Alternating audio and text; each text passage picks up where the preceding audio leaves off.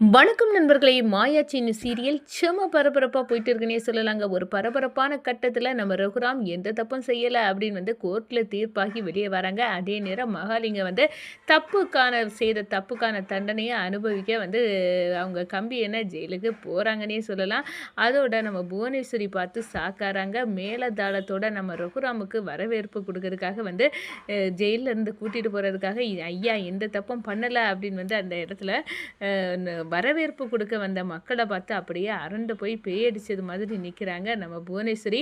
அப்போ தான் நம்ம ஜானகிட்ட "இந்த பாரு ஜானகி, நீ ரகுராம் கூட நல்லா வாழ்ந்துடலான்னு நீ நினச்சிட்டு இருக்காத. இந்த ஆட்டம் இதோட முடியலை, இனிமேல் தான் இருக்குது. நாங்கள் தான் வெளியே இருக்குமே.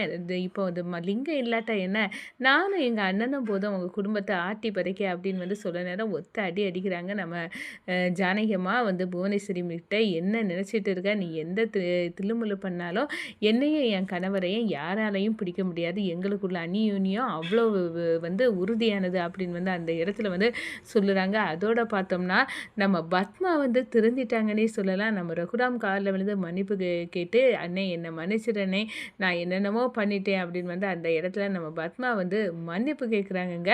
நம்ம ரகுராம் கிட்ட திருந்திட்டாங்கன்னே சொல்லலாங்க. அதை பற்றி தான் இந்த வீடியோக்குள்ளே பார்க்க போகிறோம். அதுக்கு முன்னாடி சேனலுக்கு லைக் அண்ட் சப்ஸ்கிரைப் பண்ணுங்கள் ஃப்ரெண்ட்ஸ். பக்கத்தில் இருக்க பெல் ஐக்கானையும் கிளிக் பண்ணுங்கள். அப்போ தான் நான் போடுற ஒவ்வொரு வீடியோவும் நோட்டிஃபிகேஷனாக உங்களுக்கு கிடைக்கும். வாங்க ஃப்ரெண்ட்ஸ், வீடியோக்குள்ளே போகலாம். ஃபஸ்ட்டு எடுத்த உடனே பார்த்தோன்னா ஒரு செம அதிரடியான ஒரு பரபரப்பு கட்டணி சொல்லலாங்க. மேலதாளத்தோட ஒரு மக்கள் ரகுராம் ஐயா எந்த தப்பும் செய்யலை அப்படின்னு நிரூபிச்சிட்டாங்க. கோர்ட்லேருந்து இன்றைக்கி விடுதலை வராங்க. நம்ம ஊர் மரியாதைக்கு ஐயாவை போய் மேலதாளத்தோட கூட்டிகிட்டு வரணும். அதுவும் அந்த லிங்கம் தான் அந்த குற்றத்தை செய்தது. தன்னோட சொந்த பொண்ணுக்கே சூரியன் வச்சிருக்கிறது லிங்கம் தான் அப்படின்னு அந்த இடத்துல எல்லா மக்களும் திட்டிக்கிட்டு ரகுராமை மாலையை போட்டு வர வச்சு கூட போகிறாங்க. நம்ம ஜானகி அம்மா ரொம்ப சந்தோஷப்படுறாங்க. அதே நேரம் புவனேஸ்வரிக்கு பெரிய கடுப்பு. நம்ம ரகுராம் இல்லாமல் இந்த கோயில் திருவிழாயே நடத்திடலாம், நம்ம பேரம் புகழம் வாங்கிடலாம் அப்படின்னு பார்த்தா இப்போ மறுபடியும் ரகுராம் தலை காட்ட ஆரம்பிச்சிட்டான். இது நம்மளுக்கு கிடைச்ச ஒரு பெரிய அடி.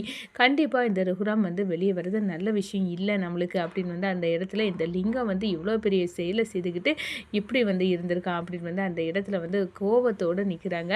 அதே நேரம் பார்த்தோன்னா கோர்ட்டில் உள்ள தீர்ப்பு அப்படியே நம்ம ஜானகி அம்மாவுக்கு ஓடிட்டு மனசுக்குள்ளே ஓடுது. என் கணவர் நிரபராதினி அம்மா என்னோட வேண்டுதலை நிறைவேற்றிட்ட அப்படின்னு அந்த இடத்துல கண் கலங்கி நிற்கிறாங்க.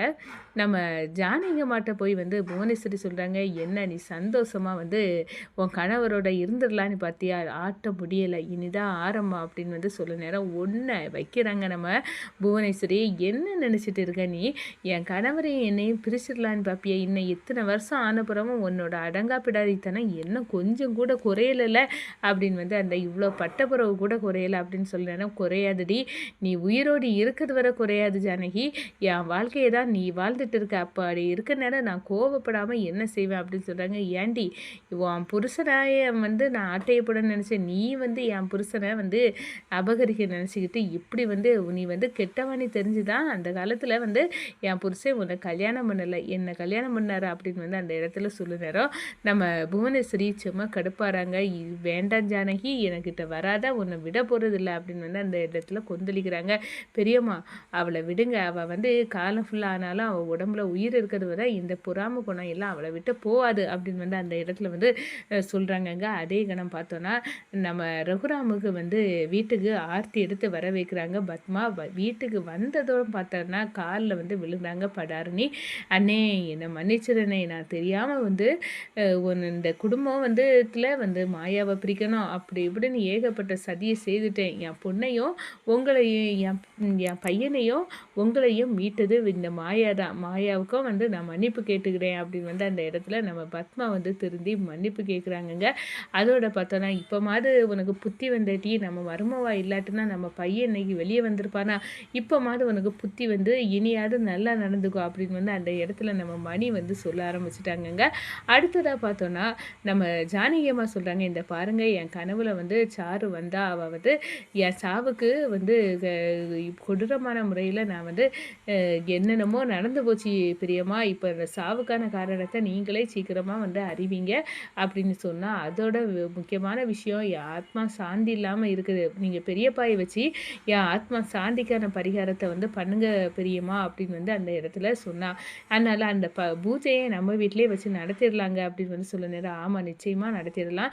சாருவோட ஆத்மா சாந்தி கிடைக்கணும். அவங்க அப்பா தான் இந்த வேலைய செய்திருக்காங்க. அந்த பொண்ணு இப்படி வந்து செய்துபுட்டா அப்படின்னு வந்து நம்ம ரகுராம் வருத்தப்படுறாங்க. அதுவும் சாரு எனக்கும் பொண்ணு மாதிரி தான். அவன வந்து நான் பொண்ணாட்டு தான் பார்த்தேன். கண்டிப்பா வந்து அந்த பரிகாரத்த நம்ம தப்பு செய்யறதுல எந்த தப்பும் இல்ல ஜானகி அப்படின்னு வந்து அந்த இடத்துல சொல்லிக்கிட்டு, நம்ம ரகுராமும், ஜானகி அம்மாவும் அந்த பரிகார பூஜைக்காக வந்து ஜோசியர் எல்லாம் வர வச்சு, இந்த பரிகார பூஜைய எப்ப பண்ணலாம் அப்படின்னு வந்து கேட்கிற நேரம், நாளைக்கே நல்ல நேரமா இருக்கு. இந்த சாருக்கு வந்து செய்யக்கூடிய அந்த சாந்தி, ஆத்ம சாந்திக்குள்ள பரிகாரத்த வந்து நாளைக்கு பண்ணிறலாம் அப்படின்னு வந்து அந்த இடத்துல சொல்றாங்க. சரி அத பண்ணிறலாம் அப்படின்னு வந்து அந்த இடத்துல நம்ம முடிவு பண்ணிட்டு இருக்க நேரம், இந்த புவனேஸ்வரி வந்து யோசிக்கிறாங்க. நாளைக்கே வந்து ஆத்ம சாந்திக்குள்ள பரிகாரம் சாருக்குள்ளத வந்து இந்த ரகுராம் வீட்ல நடக்குவா? இதுல எதையாவது ஒரு பிரச்சனை பண்ணணும். சாருவோட ஆத்மாய வச்சே ரகுராம அழிக்கணும் அப்படின்னு வந்து அந்த இடத்துல மறுபடியும் வந்து கங்கணம் கட்டிட்டு இருக்காங்க நம்ம புவனேஸ்வரி.